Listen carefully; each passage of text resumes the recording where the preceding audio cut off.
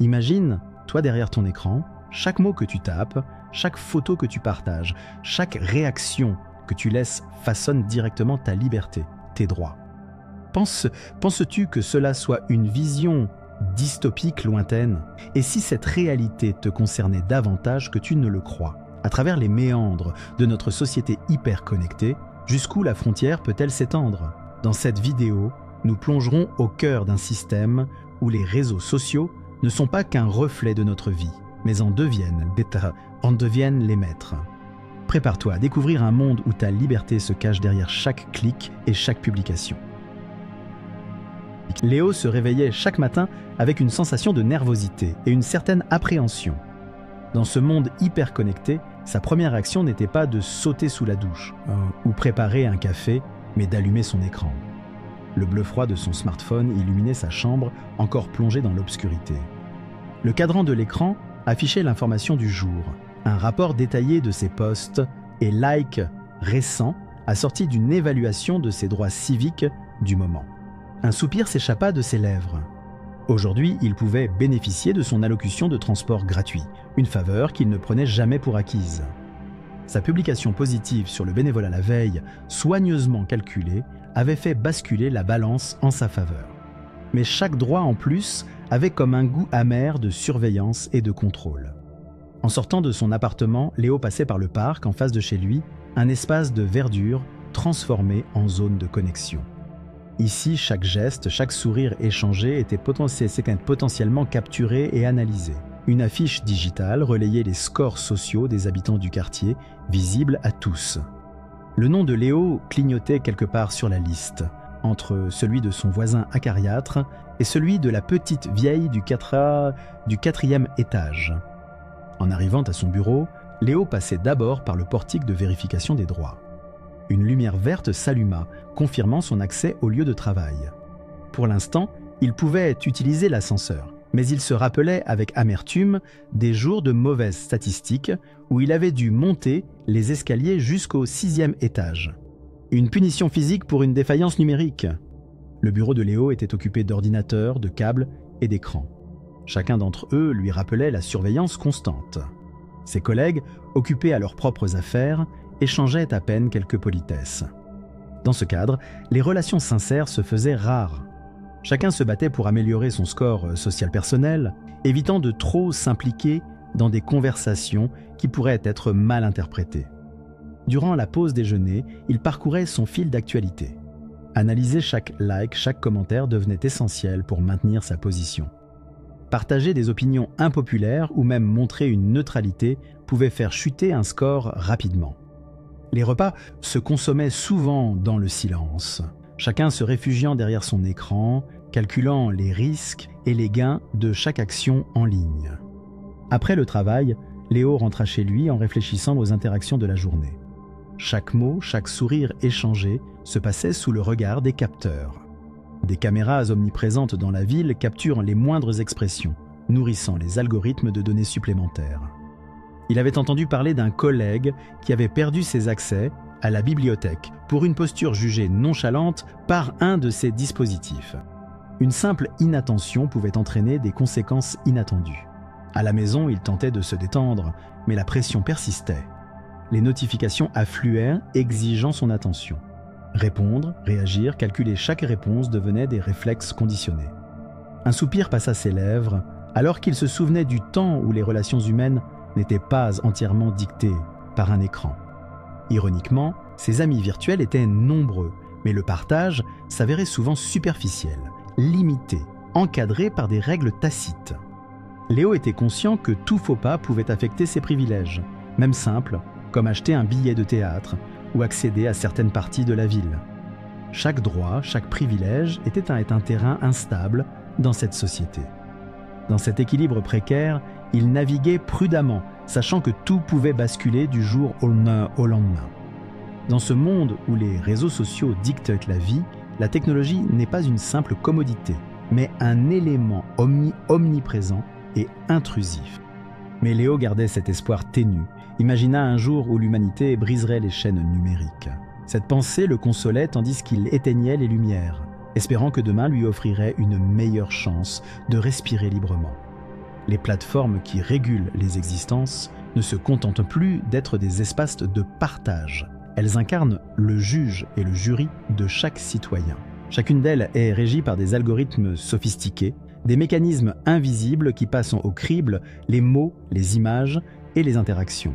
Ils attribuent des scores semblables à des notes qui fluctuent en fonction du comportement en ligne. Ce matin, en naviguant sur une de ces plateformes, le protagoniste relève des tendances, essayant de discerner celles qui pourraient influencer positivement son classement social. Chaque choix s'apparente à une partie d'échec contre une machine insatiable, calculant sans relâche. Dans ce climat de suspicion, même les moments de détente devant un écran sont teintés d'anxiété. Pour garantir des droits de base, des stratégies complexes se dessinent, des chorégraphies digitales où chaque geste compte. Quant aux relations sociales, elles ne sont plus des liens spontanés, mais des équations à résoudre. Chacun affiche un masque, car une interaction mal interprétée peut entraîner des conséquences immédiates. Les conversations sont pesées, les mots choisis comme des pièces de monnaie à échanger. Dans ce décor, la confiance se fait rare. L'authenticité a cédé la place au calcul stratégique. Les moments de convivialité se transforment en manœuvres délicates, où chaque commentaire ou like se scrute et se réévalue continuellement. Dans ce contexte oppressant, la santé mentale n'est pas épargnée. Le stress devient un compagnon constant. Chaque réveil est une plongée dans un bain d'informations où les notifications sont plus qu'un simple rappel. Elles deviennent des injonctions à l'action. Pourtant, l'espoir subsiste. Lui, comme beaucoup d'autres, s'accroche à ce mince fil d'humanité, rappelant les jours où les interactions n'étaient pas mesurées en potentiel point de droit civique. Pour atténuer cette pression, certains adoptent des routines décompressantes. Lui, par exemple, trouve une forme de répit dans la nature, loin des écrans où il peut se ressourcer. Ces moments, bien qu'efficaces de façon temporaire, ne présentent que de faibles remparts contre le flot incessant de jugements numériques. Ainsi, il avance dans cette société où l'apparence numérique prime sur la réalité. La quête d'un espace de liberté véritable semble lointaine, presque impossible. Pourtant, il conserve l'espoir que ce système saura un jour se transformer, pour évoluer vers un modèle qui replace l'humain au centre de sa propre existence. Dans cette société hyper connectée, les publications sur les réseaux sociaux façonnent les droits civiques des citoyens, tel un écho constant de leur empreinte numérique. Les impacts sociaux et culturels se manifestent dans chaque recoin de cet univers surveillé. Les individus, comme le héros de notre histoire, ne peuvent ignorer le poids de leur activité en ligne. Les ramifications s'étendent bien au-delà de simples privilèges quotidiens. Prenons un exemple concret dans la vie du protagoniste. Son collègue, après avoir partagé un article controversé, perd l'accès à certains services sociaux pendant un mois entier. Ces restrictions révèlent une société où l'expression d'opinions divergentes a des conséquences directes et immédiates. Le prix à payer pour l'authenticité se traduit par des droits fondamentaux réduits ou suspendus, créant un climat de peur et de conformisme. Ce monde génère aussi des dilemmes éthiques chez les habitants. Faut-il se conformer pour préserver ses droits ou risquer l'exclusion pour défendre ses croyances ? Chaque jour, lui-même pèse ses choix difficiles. Sa volonté de rester fidèle à lui-même entre en conflit avec la nécessité d'assurer son bien-être et celui de ses proches. C'est un jeu dangereux où la moindre erreur peut provoquer une cascade de conséquences. Ainsi, dans cet univers oppressant, chaque citoyen est confronté à des décisions qui remettent en question les frontières de la liberté personnelle. La dépendance au réseau influence les vies de manière inextricable, posant un véritable défi à l'autonomie individuelle. Malgré ces pressions, une lueur d'espoir subsiste, ancrée dans la détermination des individus à imaginer un changement possible. Un jour, en rentrant chez lui, notre protagoniste médite sur l'avenir de ce système oppressant. Dans ce monde où chaque clic façonne sa destinée, Léo est tenté par la question de savoir s'il peut vraiment façonner son propre futur.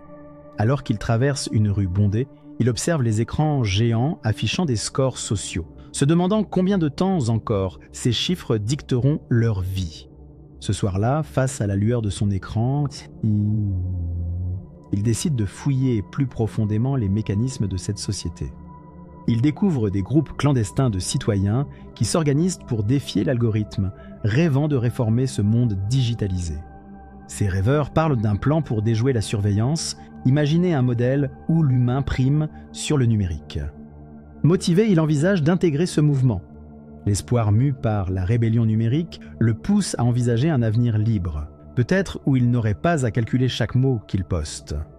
La perspective d'un quotidien moins surveillé et plus authentique le galvanise. Cependant, il sait que ce chemin est risqué. S'engager ouvertement pourrait lui coûter cher, mais l'idée d'un monde sans chaîne numérique résonne profondément en lui. Pour Léo, l'avenir pourrait bien commencer par un acte de résistance, aussi modeste soit-il. À travers son parcours, le protagoniste a découvert que chaque élément de sa vie est minutieusement contrôlé par cette société numérique. Conscient des conséquences, il comprend désormais qu'il doit agir. Il faut échapper à cette emprise technologique et retrouver une existence authentique. Un appel à l'action résonne. Il ne s'agit pas seulement de se rebeller, mais de construire un avenir où les réseaux sociaux renforcent notre humanité plutôt que de la restreindre. Ce monde attend d'être changé.